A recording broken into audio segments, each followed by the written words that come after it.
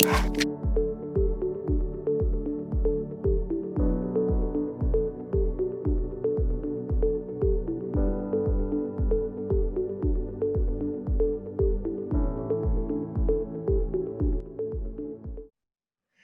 and welcome to Sales Development Represent, a video series dedicated to best practices and actionable tips for the modern day SDR. In this episode, we're going to be talking about career development and personal branding as an SDR. And joining us for this conversation is a master relationship builder, Bryan Wish, who is the founder of BW Missions, which helps craft pathways to belonging for thought leaders. Thank you so much for joining us today, Bryan. Thanks so much for having me, Grayson, AJ, Alex. Awesome. So to kick us off and kind of frame that conversation, there's a huge market out there right now for gurus and coaches that are helping thousands of professionals out there achieve this idea of personal branding. And yet BW Missions focuses on pathfinding. So to start it off, I wanted to really get your thoughts on what is the difference between personal branding and what you consider pathfinding. Yeah, absolutely. Thanks, Grayson. I think you have a really interesting way of looking at it. And right now, I think there's this pressure in the market, in just the days of social media where we are, to always be saying something, to just be putting yourself out there constantly because everyone else is doing it. There's these personal branding coaches that talk about your success and accomplishments. There's these coaches that talk about, just, put up LinkedIn posts and stories and just flaunt who you are, right? And honestly, I think that's a bit of a turnoff.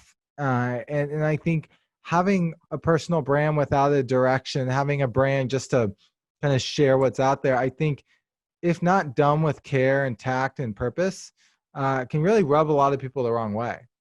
The second thing I'd say to that is a lot of people who might say, I have a personal brand, I have a ton of followership. It's like, okay, in what? In what higher message, what purpose, what is the thing that you are truly an expert in to build and develop an idea around so people can really get to know you? So we don't do personal branding. I don't take the 24-year-old on the street and say, hey, come on, here's my $5,000 program. Work with us.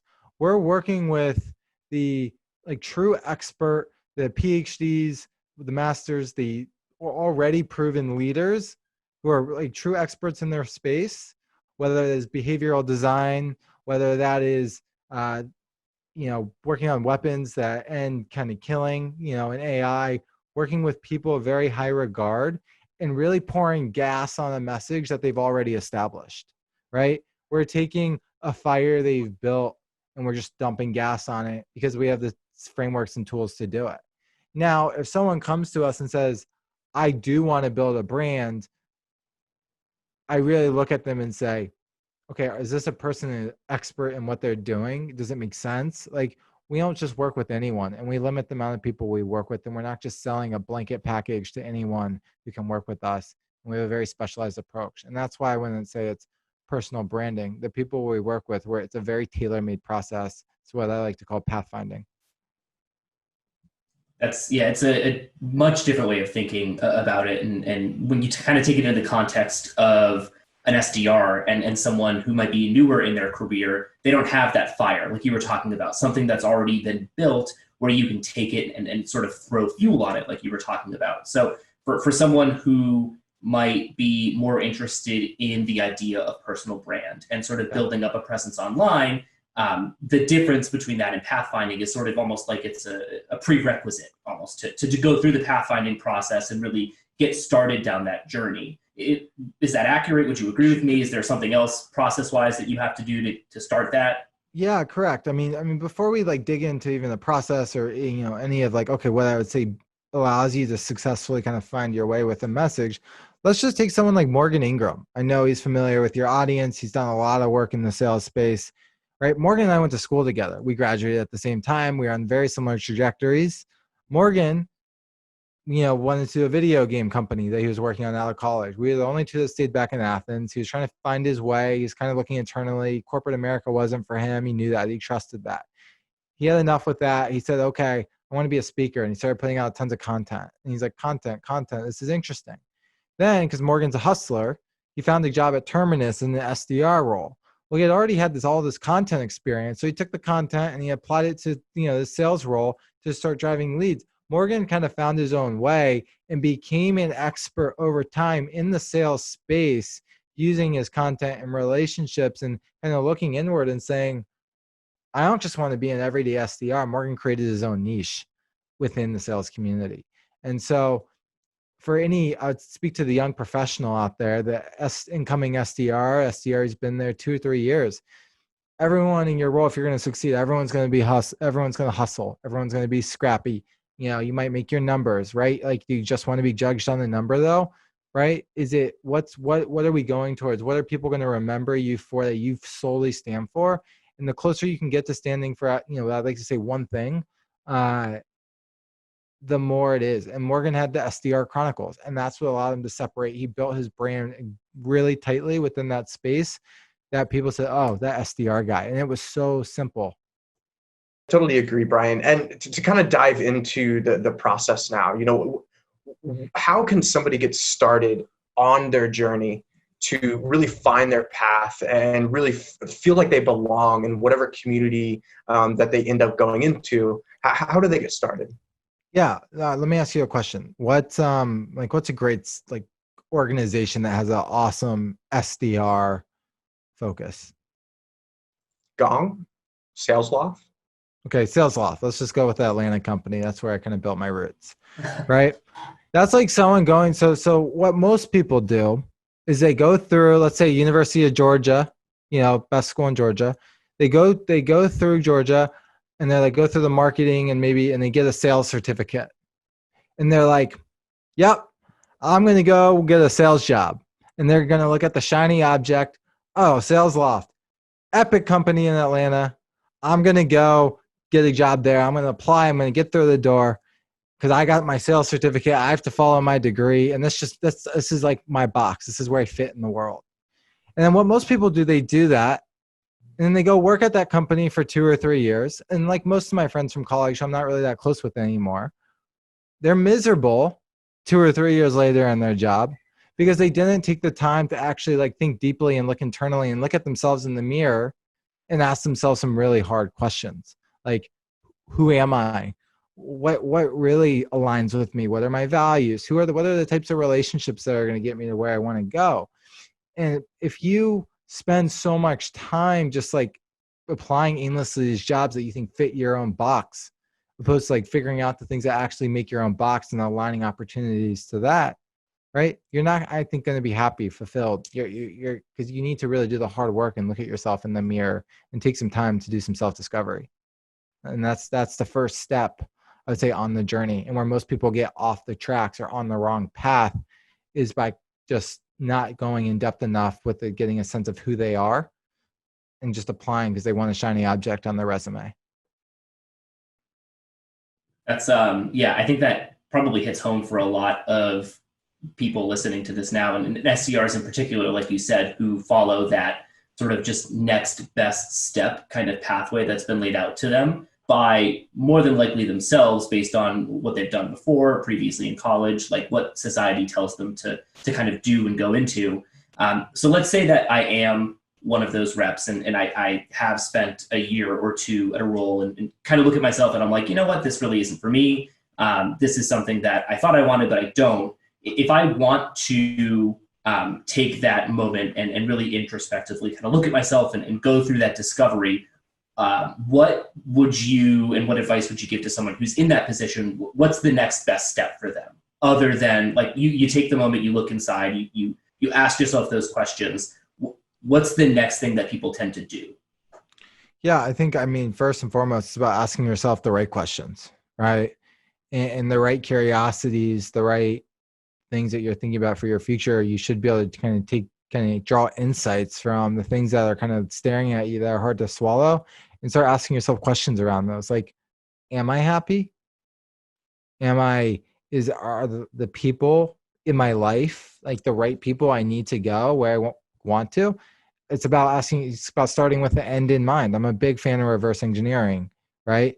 where do I want to be in my life, personally, professionally, with my health, my finances, 3, 5, 10 years down the road, and saying, okay, is this the best role for me right now, as an SDR, where I should be?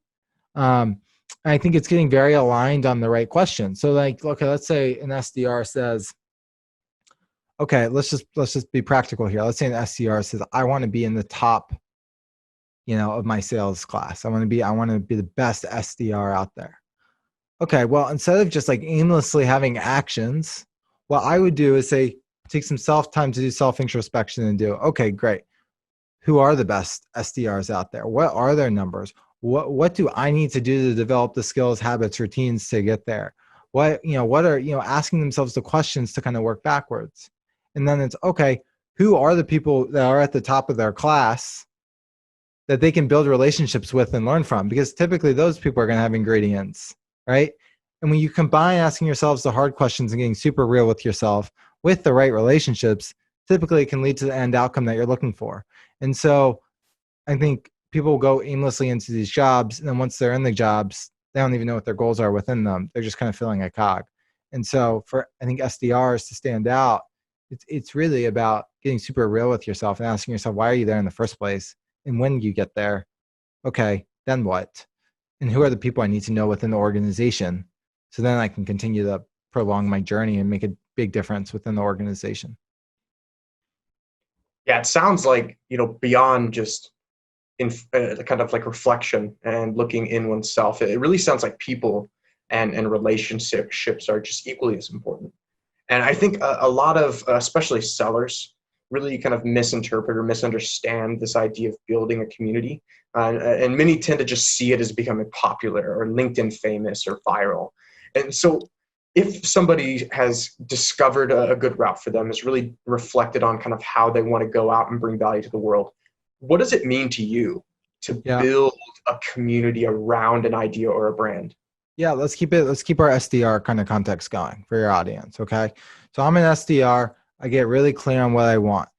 Okay, what I do now is I'd say, okay, let me bucket the 2 or 3 types of ideal relationships I want. Maybe I want to connect with CEOs of sales companies because I want to start a sales company one day, or VPs of sales because I want to like lead a sales division.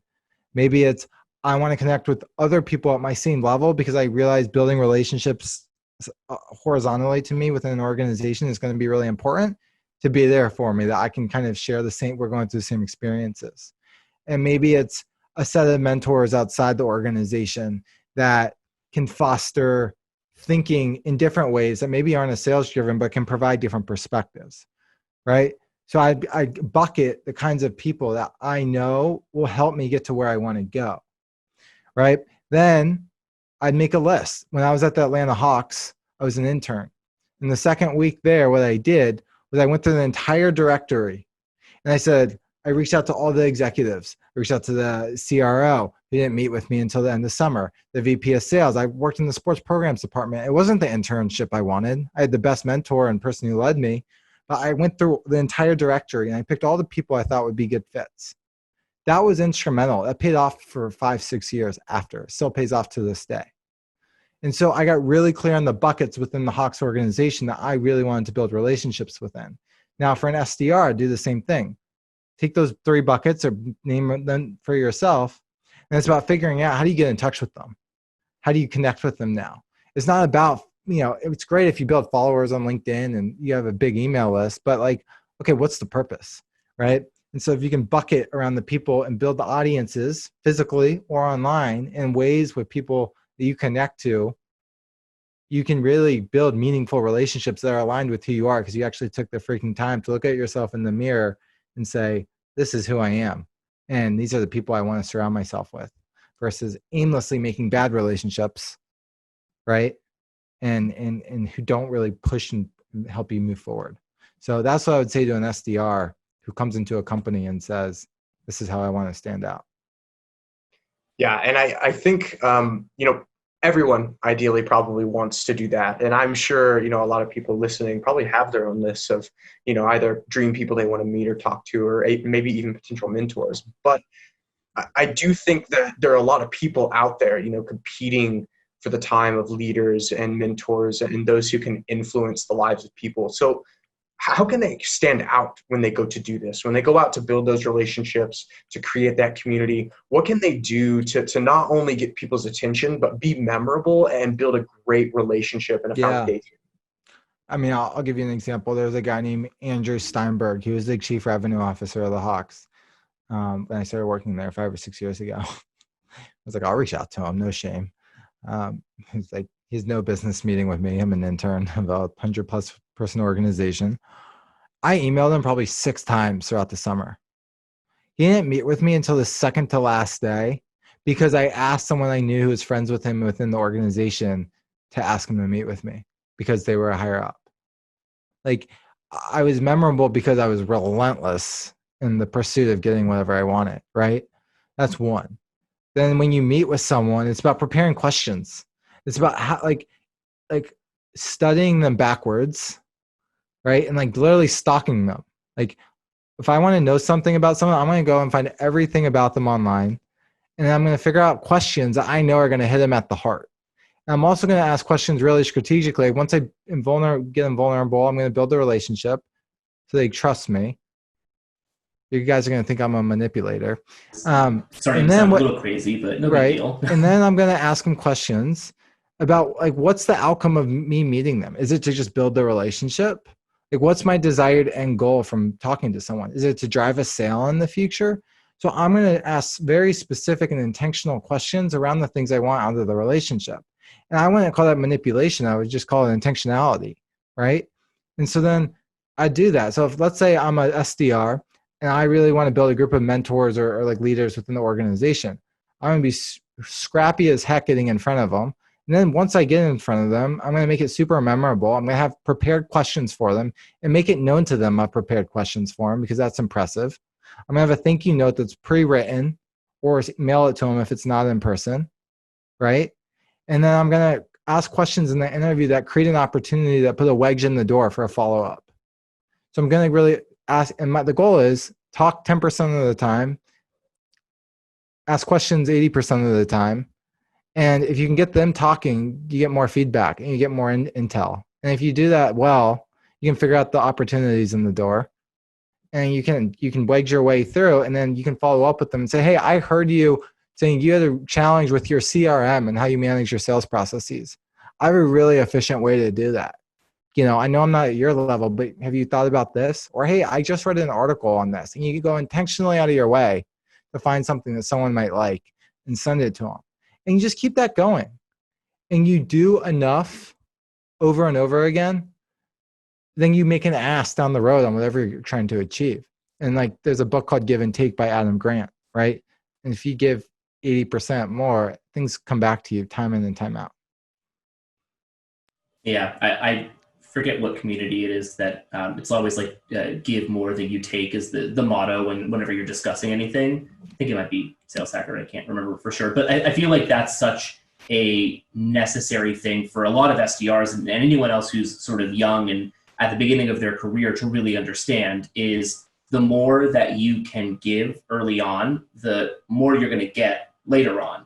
And I think that a lot of people understand that internally. So if I'm within an organization and I want to mentor at like the VP level of my own company, it might be a bit easier for me to execute on that, to give and give and give, and then eventually at the end, a couple of years down the road, get something in return. But I think a lot of SDRs also feel that they don't have the required clout to do that externally, to go to a mentor at a different organization or work with someone who isn't at their own company and get their advice on something. So what advice would you give to someone who sort of feels stuck and doesn't have the sort of online presence that they need to be able to execute on that? Yeah, I did all this stuff before I even had an online presence. I did this stuff when I had no presence. I was scrappy with my email. I sent LinkedIn connections. I sent follow-up messages. I sent emails, and I beat people down the door until they made time to talk to me. And so what I'd say is, it's pleasant persistence. Let me give you an example too on this. Let's say out of college, I was going to go work at a big sports agency in New York. and it was one of the like best sports agencies. I would have built in the ivory tower of sports. I had done all my work in sports marketing. I had it set up, and I looked down that 10 years down the road, and I said, in my gut, it just shrieked. And I like, when your gut screams, listen. And so I listened. I reached out to Simon Sinek's Facebook page because I read his book the previous summer, and I said, I went going through a lot at that time, but I read a lot during that time and listened a lot. And I reached out and I said, I'm at a crossroads. Do I go to New York? Do I do the safe thing, or do I do the unconventional thing, work on the startup? And someone from his team got back to me, said, hey, I need to introduce you to Steven Shedletsky. And Steven was someone who worked side by side with Simon. I knew this. And it was never my goal with that relationship ever to ask time for Simon, to get in front of him. Yes, I thought he was awesome. His content impacted me at a very important part of my life.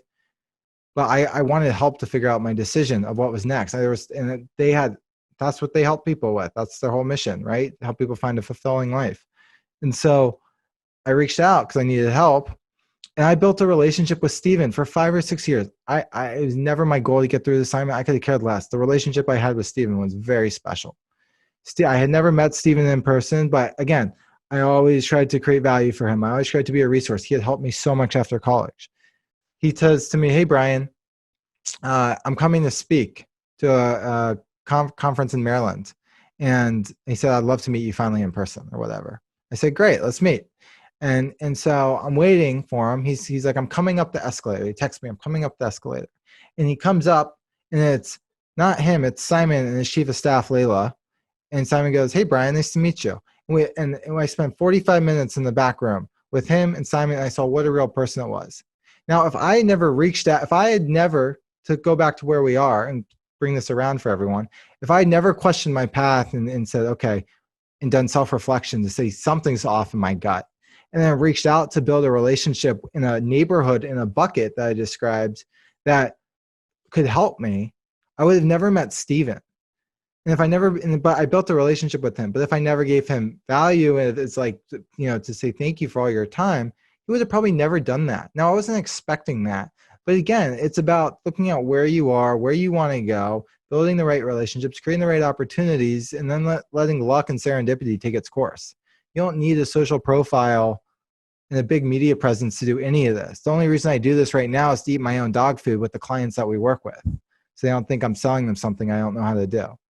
I don't even care to have a presence. It's just something that I'm doing because I need to show I know what I'm doing. Yeah, and I think it's something that is kind of a slap in the face for a lot of reps who are starting out, who have been told you need this to do this, but you don't need it. You're right. You can just, if you are, to use a phrase that you had earlier, a hustler, and if you really want to get something done and you have the pleasant persistence to do it, the only thing stopping you really should be you in that situation. Yeah, absolutely. I think that's a really great point. And it makes it sound like, clout is only important if your ask and if your kind of intention is about having clout. It's kind of mixed in with pride and ego. And I've had this experience myself. When in doubt, when you don't feel like you have expertise or enough knowledge to really stand out or add value to your community, there are other people around you. And those relationships give you access to knowledge that you can then use and share with the community. And so, you yourself could just be a proxy for other leaders in the space. And that's why I loved your story so much, because it was through you that you made all of those relationships, and through that bucket kind of made an impact for your life. And in some situations, those decisions can make impacts for thousands of people at once. Right. And the beauty of this whole process is, if you're an SDR, you said to me, okay, how do you take the relationship further? If you can figure out how to create value, sometimes you don't have skills or insight or expertise to offer. But if you know how to connect people together, it's like 1 + 1 = 3. So if I could take Grayson, I can take Alex and introduce him to AJ, and you guys, because of that, were able to build the podcast. That didn't happen. But let's just say that it did. Me having the insight to know that you two would probably make a good connection, it looks really good on me, right? So if you can connect two people together that are going to hit it off, and with no monetary intent, but just know it's a good relationship because two people need to come together, people really trust your network. So you use your network as an asset to create value for other people, and it's a free asset. You don't need to charge for it, charge expertise. You're helping somebody get to where they want to go. And if you deeply listen and ask questions, you can make introductions because now you know what people want.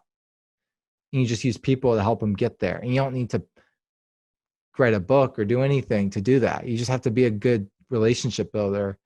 And for an SDR, now imagine that in a sales thing. You have a prospect on the line. The prospect's having trouble with X. And because of that, you know someone that you can help because you've got very clear in your buckets. Maybe it's a mentor. And you can pull them in and you strategically and say, hey, can you talk to this guy? I think he could use your help. See where it goes. And you queue up the intro, you let that happen. Boom, right? It's you gotta play chess when people are playing checkers. And most people don't have the strategic foresight to like understand any of this, and they wander aimlessly. And I think the more you can get clear and be super intentional, the easier it is to take these pieces and then stand out and build a message around it and do your thing if that's what you want to do. But if you don't, you just want to be in the background, you can still be super successful, build great relationships, and be very aligned on your path. Yeah, I completely agree. And I mean, I can attest to that experience because, Bryan, you've done this for me. We've met only recently. And, at the very beginning, I knew what you had put on your profile. I knew what you put on BW missions, but I really got to know you and I really got to make that connection and understand your value when you started introducing me to people. And that's when I said, expertise or not, or what I agree or don't agree with or not, like Bryan is a great person in my network to have. And I feel like if SDRs or anyone in general could kind of take that mindset instead of it being about clout and authority and about how good people think you are, I think it can make a huge difference to people's careers. So I want to close this out, Bryan, with one last question on that topic, which is the career and how to actually, beyond personal branding, beyond pathfinding. Most of the people listening to this are looking to grow in the sales career, level up, build skills, build leadership, and move forward. So beyond simply finding that path and building a personal brand, what final advice would you give to SDRs or sellers who are trying to advance in their career? Yeah, good question. Everything I just talked about, it's a glorified sales process. And what I mean by that is, okay, do you want to do business and sales with people you don't like? No, right?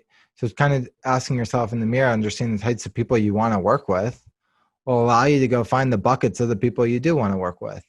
And so my advice is to get really clear on your goals and like the outcomes that you want and work from the end in mind and put the structures and processes around it and build the skill sets and put in the relationship buckets that you need to get there.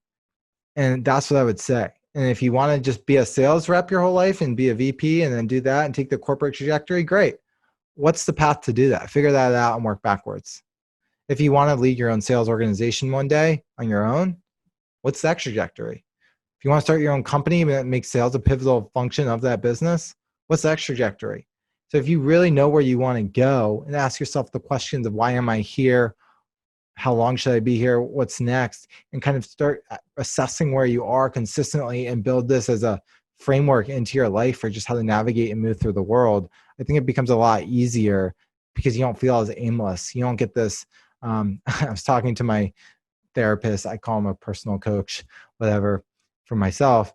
We were talking about destination addiction this morning. And so you hit your goal, right? You get this euphoric rush and it's like, fuck, then what? He's like, so many young people have this destination addiction. He's like, if you know where you want to go around these different buckets of your life, he goes, everything just becomes a process within it. And so I would say understand your end outcomes for where you want to go in your career. So you don't aimlessly wander and then at 35 be like, fuck, I have this family I need to support. I really want to do my own thing. And like, feel like you have to like start over mid-career and figure it out. If you can just build it along the way and take the leap when you're ready, it becomes much easier. So that's what I would say is be very, very, very intentional early. So you don't have this midlife crisis later because you're not doing the things you don't want to be doing. So that's what I would say. It's good advice. I like it. I should have taken that. Dang. Yes, there's still time. There is still plenty of time. I'm not actually concerned about my well-being, but Yeah. Awesome, guys. Cool. Well, hey, Bryan, thank you so much for joining us today for the Sales Development Represent video series. Before we close out, where can the audience find more about you and BW Missions? Yeah. I would say go to our website, bwmissions.com. Spend like 5 or 10 seconds there, and you're going to get a sheep pop up, and it's going to say, be the one that stands out, and subscribe. And we'll send you a newsletter, and we'll teach you how to stand out. Or you can just find me on LinkedIn, Bryan Wish. That's with a Y, and last name's like, make a wish. And you can text me if you want. I can give you my number, but it's probably not appropriate for a podcast. So anyways, would love to connect and help you guys. And I really, really love supporting young professionals. I really love helping them succeed. And if you guys have any questions, I would love to help, whoever swings by. Awesome. What a selfless guy. I'm trying to give out his phone number on our show. Well, thanks for being here again, Bryan. Really appreciate it. Of course. Thanks for having me. Great questions. And hope this benefits the people that, you guys work with. So appreciate all your time and energy to put a great show together.